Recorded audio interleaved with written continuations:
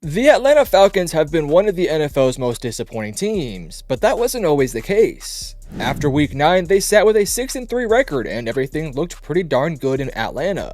But since then, they've lost 4 straight games, including a blowout loss to Denver, a blowout loss to Minnesota, and even a loss to the New Orleans Saints. So in today's video, I want to talk about the struggles of the Atlanta Falcons and what they can do in the future to fix those issues. But if you guys do go on to enjoy the video, make sure you guys hit the like and subscribe button. We are so close to hitting 10,000 subscribers, so if you guys aren't subscribed, please consider subscribing, but let's hop into it. And we are just going to begin with just some general statistics to kind of just set the groundwork for everything we're going to talk about in this video. Offensively speaking, they rank 19th in points per game, 8th in yards per game, and 18th in touchdowns per game. They run the ball approximately 43% of the time, and they average around 4.4 yards per rush. And on the defensive side of things, it's really not that pretty. They rank 25th in opponents' points per game, 23rd in opponents' yards per game, and 21st in opponents' touchdowns per game.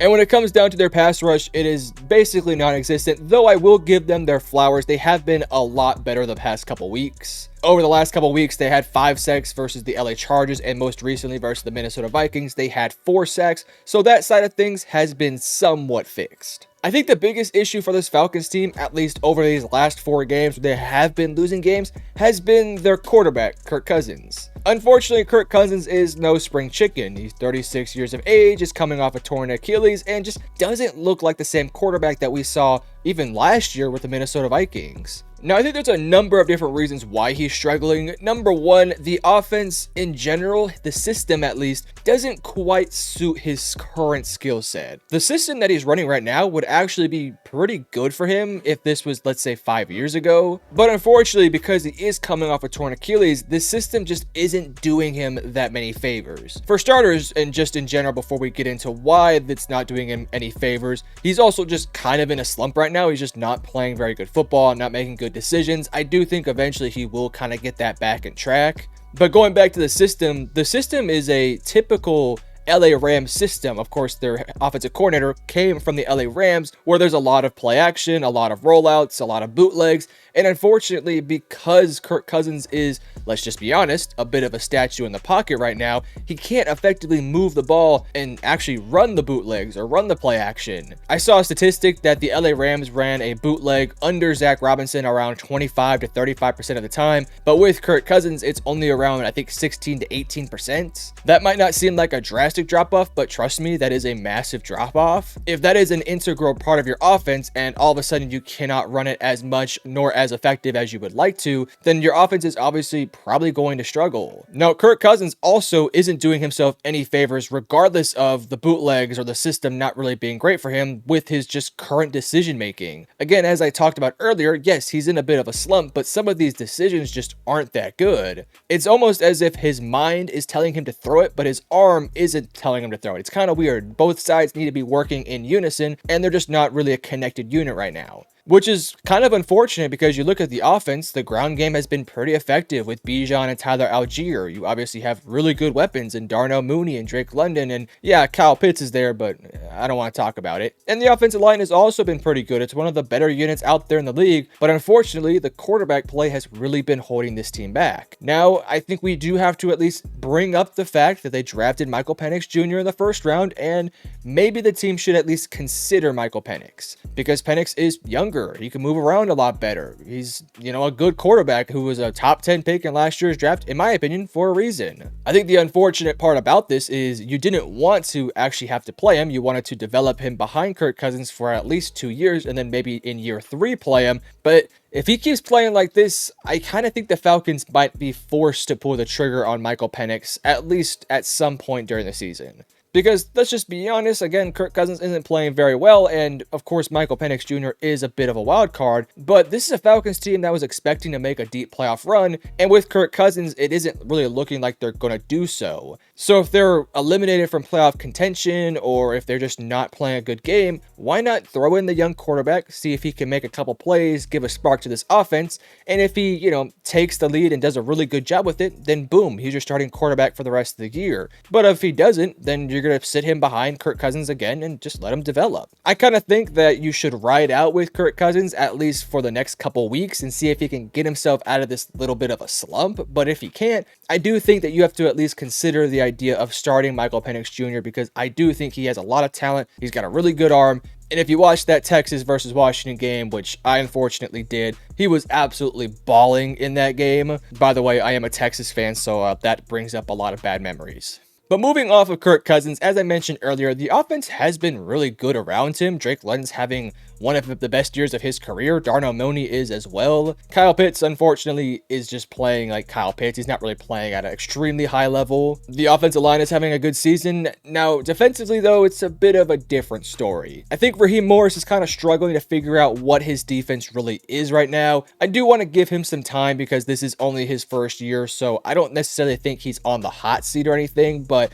I would have preferred to see him play a little bit better, especially on the defensive side of things, given the fact that he is a defensive coordinator, at least he was. The pass rushing unit hasn't been good all season long, but again, as I mentioned a bit earlier, that unit has been better the past couple weeks. They've got around 10-ish or 9-ish sacks these past few weeks, so hopefully they can build off of this and continue that trend moving forward. It's just unfortunate because the secondary was playing really solid early in the season, whereas the pass rushing unit wasn't playing very good, and then now it's kind of the opposite, where the pass rushing unit all of a sudden is doing good, but now the secondary is getting torched. I will say the secondary wasn't amazing to start the season off, but it was, I would say, maybe a tad bit better than what it is right now, because these past few weeks, that secondary has gotten absolutely torched up by Bo Nix, Justin Herbert, and most recently, Sam Darnold. Now, granted, you are going up against some really good receivers like Cortland Sutton, Ladd McConkey, Justin Jefferson, Jordan Addison, but at the same time, basically every team in the NFL has a number of good wide receivers. So if you're the Falcons, it's not like, oh, we're going to go against a team that doesn't have good wide receivers and we can, trust our secondary to make plays. That's not really the case because, again, basically every team in the NFL has some pretty good receivers. I don't want to put all the blame on the defense. I think the offense has been the bigger issue the past couple of weeks, but at the same time, you gave up 42 to Minnesota and I think 38 to Denver. So the defense has been a bit of an issue. I don't really know what you could do to necessarily fix it. Maybe taking a corner in the draft, going for a linebacker in the second or third round, adding in a premier pass rusher would also be nice. But hey, y'all, real quick, I just want to interrupt this video to let you guys know that I have a brand new YouTube channel called Metro Stories. It is simply going to be focused on NFL stories, whether it's on players and teams. I think you guys might like it, so go ahead and check it out. The link will be in the description below as well as in the pinned comment. I think you guys might like it. Let's get back to the video though. Now, unfortunately for the Atlanta Falcons, when you talk about their future, it isn't necessarily extremely bright. Because when you look at their salary cap for next year, they currently only have $7 million in cap space currently available. And they only have $7 million, and they have a number of guys they probably want to bring back at least next year. Guys like Matthew Judon, who hasn't had the greatest year, but we all know is a really good player. Justin Simmons is also not likely going to be back next year. Mike Hughes, one of their starting corners. Richie Grant, their safety. Lorenzo Carter, their linebacker. Other guys like Kadero Hodge, Rondell Moore, and a number of other guys who are guys that you probably want to bring back. I don't know if this team is necessarily going to have the funds to actually do so. Now, I will say you could potentially do some restructuring of contracts. Guys like Kirk Cousins could open up a ton of money. If you do bring back your offensive linemen, the same starting five, you could restructure Jake Matthews, you could restructure Chris Lindstrom. So hypothetically speaking, you could open up a good amount of cap space by just restructuring some deals. But at the same time, there are pros and cons to actually restructuring contracts. Now, if you want to cut some players, you could do so, but at the same time, there's again pros and cons to cutting players. Now, if you want to cut either Jake Matthews, Grady Jarrett, or Caleb McGarry, you're approximately bringing in around $15 to $10 million for each of those players. That is, if you were to cut any of those guys after June 1st. Now, I believe you can only cut 2 players for June 1st, or post June 1st, so keep that in mind, but you could open up some money. If you want to cut Jesse Bates, which I don't think you want to do because he's a really good player, you could save around $14-ish million.